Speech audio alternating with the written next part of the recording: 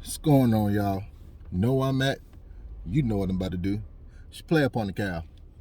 Want to holler at y'all real quick about this phenomenon I've been seeing on Twitter, on Facebook, just online. So, when the pandemic hit, I'll even say before the pandemic, about 2018, 2019, we had a few men online making podcasts and just talking about the male experience. Some people call it the manosphere. Then you have the black manosphere. Of course, it's been around for a long time, but it's finally been catching traction. So I've been in this world, right, with men expressing their feelings on the opposite sex, expressing their feelings about love, relationship, marriage, children. And it's been a wonderful experience, right? Now, you have the good and you have the bad. You have some men that might go to the extreme, and then you have some men that simp out. Then you have some men like me that are in the middle. But here's what I've been seeing from women responding to this content, this male dominated content. I've seen a lot of women say, hey, we need to ban men from speaking. We need to take podcasts from men. If you go to a man's house and he has a microphone in his house, leave. This, that, and the third. The jokes are funny, but it's a little bit of truth in the joke. Can a manosphere get kind of toxic at times? Yes, it can. Like, it's some stuff that I don't agree with. It's some stuff that's just way too cold-hearted and pimpish that I'm just not with. I'm with the kill the simp, birth the pimp. I'm with that all day. But with some stuff, I can't tolerate. I'm not with that. But what what y'all tend to do is you look at the worst content creators and you try to judge the whole scale just based off a select few. And that's not fair.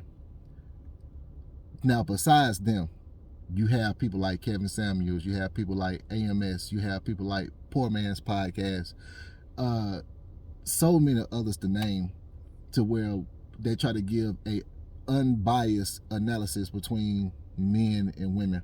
And what I've learned is women, y'all cannot take any form of criticism whatsoever. It doesn't matter if the man's telling you in the nicest way possible. Soon as a man says something that you don't agree with, is you must hate men. Your mama black, that's a good one. You must be gay. I've had that before. Just this, that, and the third. Now, we've had years of women telling men what they need to do, how they need to step up, how we not this, how we not that, how we need to pay all the bills, and now you have to do is show up. And we've had countless women champion that message, and you've been telling that to your children, and your children are going to reap the benefits of you telling that to them. Now I want you to look at something. I want you to take a long, hard look at your life, right? How many of y'all have grown up with those tropes that the men ain't nothing, that you just need to get on your boss girl stuff, take care of yourself, take care of your business, which is fine. I'm cool with women taking care of business, but y'all have treated men like we're an accessory. Like y'all treated men like we're the icing on top of the cake, like we're not the foundation of the cake, like we're not the cake batter. Basically, y'all treated men like we're an afterthought and we're just gonna be there at the end, and you're gonna go off into Wonderland and everything's gonna be okay. But when you look at your real life, that's not happening like that for the majority of y'all. Now, if you choose to be realistic with your standards and get with the man that's on your level, an average man, an average Joe, that's on your level, then yeah, life can be great. But what has happened is y'all think that y'all deserve more than what you're worth. And when I say that, someone might get triggered. What does he mean? You know exactly what I mean. You have to qualify for the type of men that you want. And the majority of y'all are aiming too high for the man that you want, because you can't get him. You're not going to get him. You're going to get him to have sex with you, but you're not going to get him to commit to you. And these are the facts. And when men try to tell you that, like, hey, maybe you need to, instead of looking at the 10th floor, come down to the 7th, 6th, and 5th floor to where your level is, where your building is, you look at that like it's a problem, and you think that we hate you because we're telling you to be realistic about your options. Men, from day one, when we come out the womb, we are ranked, we are told, hey, this is how you look, this is how tall you are, this is what you can get, this is what you cannot get based on your physical attributes, and this is what you can get and what you can't get based on your ability to produce a life for yourself. And depending on that life that you provide for yourself, these are the type of women that you're gonna have. We've been told that for the majority of our life, and men, we inherently know this. Some men will try to shoot above our level or whatnot, but for the most part, we know if a woman's outside of our level or not. We know that, okay, I can't bag her, but I can bag this other woman. That doesn't mean that the other woman is less valuable. It means that these are the women on my level, so we go around our level, we go around our tier, how we're supposed to do.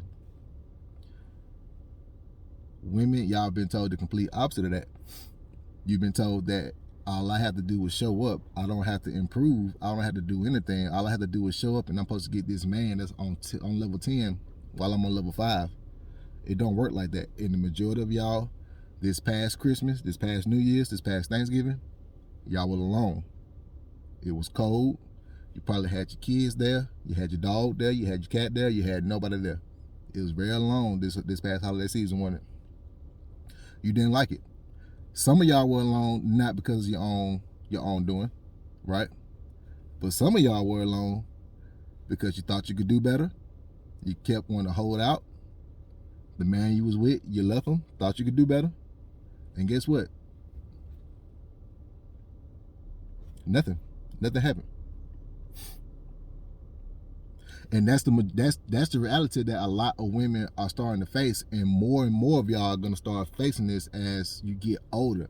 And I just feel bad for the kids, because if you have daughters and you're telling them this information that you don't have to make a man a priority, that man's not gonna make you a priority when he makes himself a priority. When that man gets set in life and you kept passing up on him because you want to do your thing, you want to go out and have hot girl summer, do whatever you want to do. You come back around 30 years old, 34 years old, 35 years old, and now you're looking around thinking that you about to find somebody that's going to settle with you, that's going to be above you, to put you up on his level. It's not happening like that in real life. Now, you can get you an average man, the man that works at UPS, the the police officer, the man in the army, the truck driver, a good blue-collar working man, somebody like that. Y'all can go off and build a good life together. It's not going to be extravagant. You might not be able to flex on Instagram like you see other people do, but y'all will have a good, nice life. Y'all take about 1-2 vacations a year. Y'all have 1 kid together, maybe 2 kids, so you make a little bit more money. Go to all the PTA meetings. The man outside doing yard work, you inside doing what you do. Y'all both working. That seems like a pretty nice life to me. That's the kind of life that I grew up with my mom and dad. But y'all don't want that. Y'all want the boss girl status. Y'all want to be flued out everywhere. Y'all want the latest designer. Y'all want all these extravagant trips or whatnot. But you wasted your youth when you could have got with somebody and built that life up with him, and you think that somebody else is just going to come in and swoop in and just take you away into this life of lavishness, and it's not working like that for y'all in mass. You see the minority doing this, and you think it's going to work out for you. It's not. The numbers are not in your favor. So you have male podcasts telling you this, and it's like a shock to your system. It's like somebody shaking your ass up, and you can't take it. And instead of receiving the information, some of y'all are just like, oh, he must hate women. No, we're trying to save you from yourself. That's what men are here for. We're here to save you from your decisions, from your bad decisions. Am I saying that all y'all make bad decisions? No, of course not. But when it comes to men, you need to be guided. And we're here trying to tell you, hey, this is what you need to do. You need to put this type of oil in your car versus the other type of oil in your car, because if you put the other type of oil in your car gonna fuck up. And y'all not listening. Oh, I can do what I want to do. You put some shit in your car, now you're on the side of the road, stuck. And who gonna come help you? A man. If you have one in your corner. If not, you're gonna have to call AAA, call your insurance, and get hauled off. But you wanna know what's gonna happen in the meantime? You're gonna be alone. You're gonna get older. And you're gonna get more stuck in your ways. And it's not gonna end good for you and it's not going to end good for your children if you keep going down this path, and we're trying to save you from that. Now, with all that being said, I'm not saying that men have all the answers. We don't, because men, we have a lot of stuff that we have to work on as well, but we're not talking about the men right now. We're talking about you. You had 30, 40 years to talk about the men.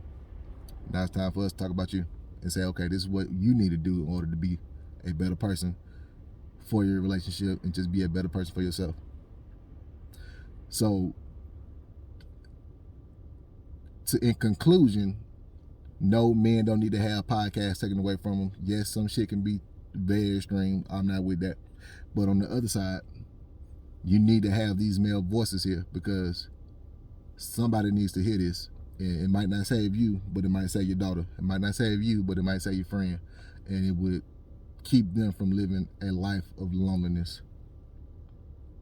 Because we all know that you really don't want that. You claim that you just fine being single for the rest of your life, but women, the one thing y'all crave, that y'all need, that y'all love, is being in a relationship with a man, a fulfilling relationship with that man. Y'all love it. You can cap all you want to, but we know what it is. Anyway, that's my quick video for today. I'll holler at y'all later. Get your ass up.